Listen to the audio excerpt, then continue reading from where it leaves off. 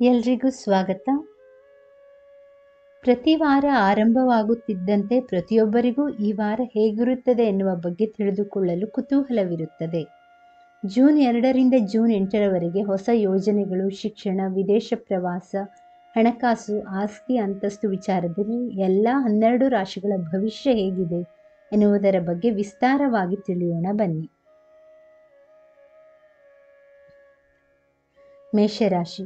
ನಿಮ್ಮ ರಾಶಿಯಲ್ಲಿಯೇ ಅದರ ಅಧಿಪತಿ ಮಂಗಳ ಹಾಗೂ 2ನೇ ಮನೆ ಕುಟುಂಬ ಸ್ಥಾನದಲ್ಲಿ ಶುಕ್ರ, ಸೂರ್ಯ, ಬುಧ, ಚಂದ್ರ, ಗುರು ಇದ್ದಾರೆ. ಇದೊಂದು ರಾಜಯೋಗ. ಹಣದ ಹರಿವು ಬಹಳ ಉತ್ತಮವಾಗಿರುತ್ತದೆ ಹಾಗೂ ಕುಟುಂಬದಲ್ಲಿ ಶಾಂತಿ, ಸೌಖ್ಯ, ಸಂತೋಷ ನೆಲೆಸಿರುತ್ತದೆ. ನಿಮ್ಮ ಮಾತಿಗೆ ಮಹತ್ವ ಇರುತ್ತದೆ. ಮನೆಯಲ್ಲಿ ಸಂಭ್ರಮದ ವಾತಾವರಣ ಇರುತ್ತದೆ. ಅರ್ಹರಿಗೆ ವಿವಾಹ ಭಾಗ್ಯ ಇದೆ. ನಿಮ್ಮ ಮೇಲಿರುವ ಯಾವುದೇ ಕಳಂಕ, ಅಪವಾದ ತೊಡೆದು ಹೋಗುತ್ತದೆ. ನೀವು ನಿಷ್ಕಳಂಕವಾಗಿರುತ್ತೀರಿ.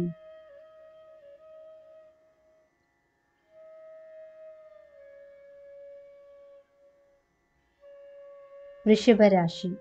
ನಿಮ್ಮ ರಾಶಿಯಲ್ಲಿಯೇ 5 ಗ್ರಹಗಳು ಸೇರಿ ಒಂದು ರಾಜಯೋಗ ಆಗಿದೆ. ರಾಶಿಯ ಅಧಿಪತಿ ಶುಕ್ರ ರಾಶಿಯಲ್ಲಿಯೇ ಇದ್ದು ನಿಮಗೆ ರಕ್ಷೆ ಕೊಡುತ್ತಾನೆ. ಯಾವುದೇ ತೊಂದರೆ, ಅಪಾಯ ಬರದಂತೆ ಕಾಪಾಡುತ್ತಾನೆ. ಹಣದ ಹರಿವು ಉತ್ತಮವಾಗಿದೆ. ಮನೆಯಲ್ಲಿ ಶುಭ ಕಾರ್ಯ ನಡೆಯುವ ಸಂದರ್ಭ ಇದೆ. ಬೆಳ್ಳಿ ಬಂಗಾರ ಖರೀದಿ ಮಾಡುತ್ತೀರಿ. ವೃತ್ತಿಯಲ್ಲಿ ಭದ್ರತೆ, ಉತ್ತಮ ಆರೋಗ್ಯ ಎಲ್ಲವೂ ಇದೆ. ಧೈರ್ಯ, ಸಾಹಸದಿಂದ ಯಶಸ್ಸನ್ನು ಗಳಿಸುತ್ತೀರಿ.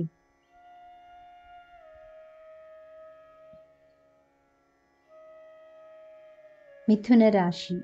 ಈಗ 12ನೇ ಮನೆಯಲ್ಲಿ 5 ಗ್ರಹಗಳು ಸೇರಿವೆ. ಖರ್ಚು ಹೆಚ್ಚು, ಆದರೂ ಕೆಲವು ಲಾಭಗಳೂ ಇವೆ. ಪಿತ್ರಾರ್ಜಿತ ಆಸ್ತಿ ದೊರೆಯುತ್ತದೆ. ದೂರ ಪ್ರಯಾಣ ಯೋಗ ಇದೆ. ಜಾಗ ಬದಲಾವಣೆ ಇದೆ. ಜೀವನದಲ್ಲಿ ಒಂದು ಮಹತ್ತರ ತಿರುವು ಇದೆ. ವಿದ್ಯಾರ್ಥಿಗಳಿಗೆ ಕೊಂಚ ಹಿನ್ನಡೆ ಇದೆ. ತಾಯಿಗೆ ಒತ್ತಡ ಇರುತ್ತದೆ. 11ನೇ ಮನೆಯಲ್ಲಿ ಕುಜ ಇರುವುದು ಭೂಮಿಯಿಂದ ಲಾಭ ಇದೆ.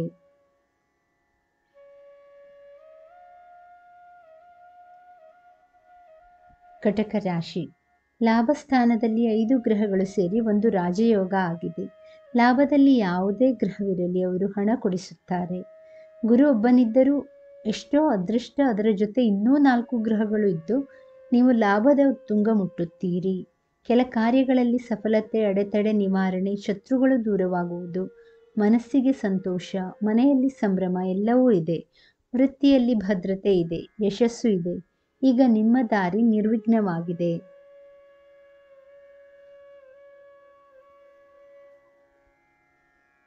ಸಿಂಹರಾಶಿ. ಗುರು 10ನೇ ಮನೆಯಲ್ಲಿ ಇದ್ದರೂ ಗುರುವಿನ ಜೊತೆ ಇನ್ನೂ 4 ಗ್ರಹಗಳು ಸೇರಿ ಒಂದು ರಾಜಯೋಗವಾಗಿದೆ. ವೃತ್ತಿಯಲ್ಲಿ ಟೆನ್ಷನ್ಗಳಿದ್ದರೆ ಈಗ ತಾತ್ಕಾಲಿಕವಾಗಿ ಕೊಂಚ ಉಪಶಮನ ಸಿಗುತ್ತದೆ. 9ನೇ ಮನೆಯಲ್ಲಿ ಕುಜ ಭೂಮಿಯಿಂದ ಲಾಭ ಕೊಡುತ್ತಾನೆ. 2ನೇ ಮನೆಯಲ್ಲಿ ಕೇತು ನಿಮಗೆ ಮನೆಯಲ್ಲಿ ನಿಲ್ಲಲು ಸಮಯ ಕೊಡದಂತೆ ಅಲೆದಾಡಿಸುತ್ತಾನೆ. 8ರಲ್ಲಿ ರಾಹು ಆರೋಗ್ಯಕ್ಕೆ ತೊಂದರೆ ನೀಡುತ್ತಾನೆ. ಬುಧ, ಶುಕ್ರ, ಸೂರ್ಯರು ಮಿಥುನ ರಾಶಿಗೆ ಬಂದಾಗ ಸ್ವಲ್ಪ ಮಟ್ಟಿಗೆ ಪರಿಹಾರ ದೊರೆಯುತ್ತದೆ.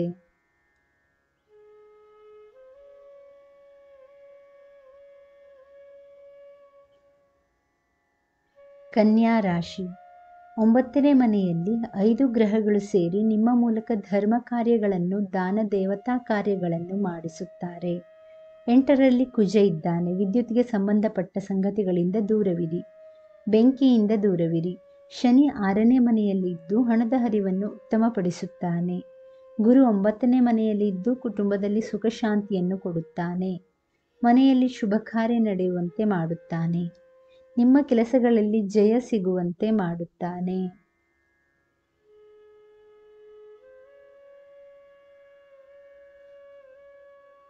ತುಲಾ ರಾಶಿ.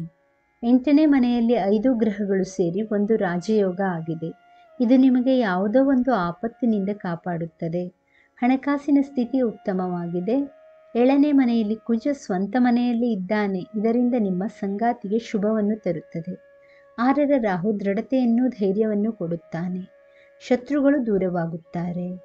ಸಣ್ಣ ಕೂದಲೆಳೆಯ ಅಂಚಿನಲ್ಲಿ ಒಂದು ವಿಪತ್ತಿನಿಂದ ಪಾರಾಗುತ್ತೀರಿ. ವೃಶ್ಚಿಕ ರಾಶಿ. 7ನೇ ಮನೆಯಲ್ಲಿ 5 ಗ್ರಹಗಳ ಸಂಯೋಗ ನಿಮಗೆ ಬಹುದೊಡ್ಡ ಲಾಭ, ಅದೃಷ್ಟ ಕೊಡಲಿದೆ. ಅವಿವಾಹಿತರಿಗೆ ವಿವಾಹ ಪ್ರಾಪ್ತಿ. 5 ಗ್ರಹಗಳು ನಿಮ್ಮ ರಾಶಿಯನ್ನು ನೇರವಾಗಿ ವೀಕ್ಷಿಸುವುದರಿಂದ ನಿಮ್ಮ ವೈಯಕ್ತಿಕ ಬೆಳವಣಿಗೆಗೆ ಬಹಳ ಉಪಕಾರಿ. ಮನಸ್ಸಿಗೆ ಹಿತವಾಗುವಂಥ ಸಂತೋಷವಾಗುವಂಥ ಘಟನೆಗಳಿಗೆ ಸಾಕ್ಷಿಯಾಗುತ್ತೀರಿ. ಬಹುದೊಡ್ಡ ಲಾಭ ನಿಮ್ಮನ್ನು ಅರಸಿ ಬರುತ್ತದೆ.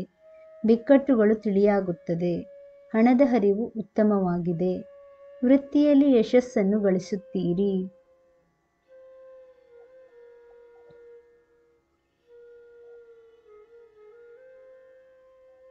ಧನಸ್ಸು ರಾಶಿ. 6ನೇ ಮನೆಯಲ್ಲಿ 5 ಗ್ರಹಗಳು ಸೇರಿ ನಿಮಗೆ ಬಹುದೊಡ್ಡ ಲಾಭ ತರಲಿದೆ. ಯಾವುದೋ ನೆನೆಗುದಿಗೆ ಬಿದ್ದಿದ್ದ ಕೆಲಸ ಈಗ ಹಠಾತ್ ಮುನ್ನೆಲೆಗೆ ಬಂದು ಸುಲಭವಾಗಿ ನೆರವೇರುತ್ತದೆ. ಹಣದ ಹರಿವು ಉತ್ತಮವಾಗಿದೆ. ಯಾವುದಾದರೂ ಹಳೆಯ ಬಾಕಿ ಬರಬೇಕಿದ್ದರೆ ಈಗ ವಸೂಲಾಗುತ್ತದೆ. 5ನೇ ಮನೆಯಲ್ಲಿ ಕುಜ ಸ್ವಂತ ಮನೆಯಲ್ಲೇ ಇದ್ದಾನೆ.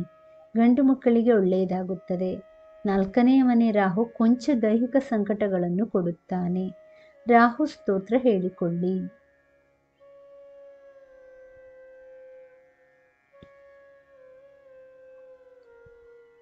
ಮಕರ ರಾಶಿ.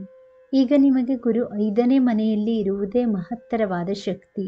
ಅದರ ಜೊತೆಗೆ ಇನ್ನೂ 3 ಗ್ರಹಗಳು ಗುರುವಿನ ಜೊತೆ ಇದ್ದು ನಿಮಗೆ ಮತ್ತಷ್ಟು ಶಕ್ತಿಯನ್ನು ಕೊಡ್ತಿದೆ. ಯಾವುದೇ ಕೆಲಸ ಅತಿ ಸುಲಭವಾಗಿ ನೆರವೇರುತ್ತದೆ. ಬಹಳ ದಿನಗಳಿಂದ ನೀವು ಪ್ರಯತ್ನ ಪಡುತ್ತಿದ್ದರೂ ಆಗದ ಕೆಲಸ ಈಗ ಶೀಘ್ರ ನೆರವೇರುತ್ತದೆ. ಅರ್ಹರಿಗೆ ವಿವಾಹ ಯೋಗ ಇದೆ. ಹೊಸ ನೌಕರಿ ಸಿಗುತ್ತದೆ. ಬಡ್ತಿ ಸಿಗುತ್ತದೆ. ಮನೆಯಲ್ಲಿ ಮಂಗಳಮಯ ವಾತಾವರಣ, ಸಮೃದ್ಧಿ ನೆಲೆಸುತ್ತದೆ. ಗೌರವಾನ್ವಿತ ಸ್ಥಾನಮಾನ ದೊರೆಯುತ್ತದೆ.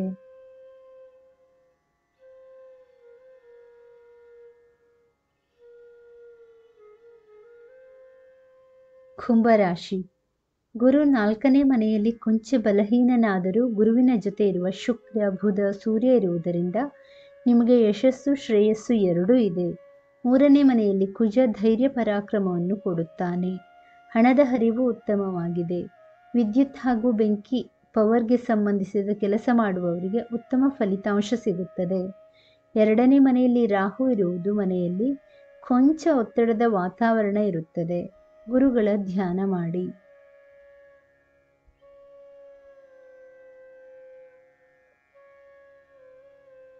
ಮೀನರಾಶಿ. 3ನೇ ಮನೆಯಲ್ಲಿ ಗುರುವಿನ ಜೊತೆ 3 ಗ್ರಹಗಳು ಸೇರಿ ನಿಮ್ಮ ಶಕ್ತಿ ಸಾಮರ್ಥ್ಯವನ್ನು ಹೆಚ್ಚಿಸುತ್ತದೆ. 2ನೇ ಮನೆಯಲ್ಲಿ ಕುಜ ಸ್ವಂತ ಮನೆಯಲ್ಲಿ ಇರುವುದರಿಂದ ಸ್ವಲ್ಪ ಮಟ್ಟಿಗೆ ಧನಲಾಭವೂ ಇದೆ. ಆದರೂ ಸಾಡೆ ಸಾತಿ ಶನಿಯ ಪ್ರಭಾವ ಇರುವುದರಿಂದ ಎಚ್ಚರಿಕೆಯಿಂದ ಇರಬೇಕು. ಯಾರಲ್ಲೂ ಭಿನ್ನಾಭಿಪ್ರಾಯ ಬೇಡ. ಆರೋಗ್ಯದ ಬಗ್ಗೆ ಕಾಳಜಿ ಇರಲಿ.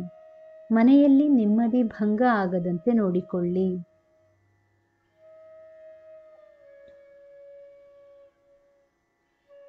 ಸ್ನೇಹಿತರೆ, ಈ ಮಾಹಿತಿ ಇಷ್ಟವಾದಲ್ಲಿ ದಯವಿಟ್ಟು ವಿಡಿಯೋನ ಲೈಕ್ ಮಾಡಿ, ಚಾನಲನ್ನು ಸಬ್ಸ್ಕ್ರೈಬ್ ಮಾಡಿ.